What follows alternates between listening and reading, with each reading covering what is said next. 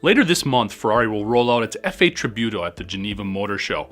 Borrowing the 3.9-liter twin turbocharged V8 from the 48 Pista that it's replacing, the supercar is able to crank out 710 horsepower. This makes it the most powerful mid-engine production car ever made. The Tributo also features what Ferrari calls an S-Duct behind its nose, which increases downforce by about 15%. Ferrari fans will also notice a louvered cover on the engine and rear window, as well as a modest rear spoiler.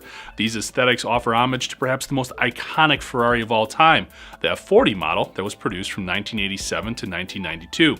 Mixing the old with the new yields a design that is about 90 pounds lighter than its predecessor, allowing the Tributo to go 0 to 60 in 3 seconds and reach a top speed of 211 miles per hour. While the exterior borrows from Ferrari's legacy, the cockpit interior has been completely redesigned, from the dashboard to the door panels.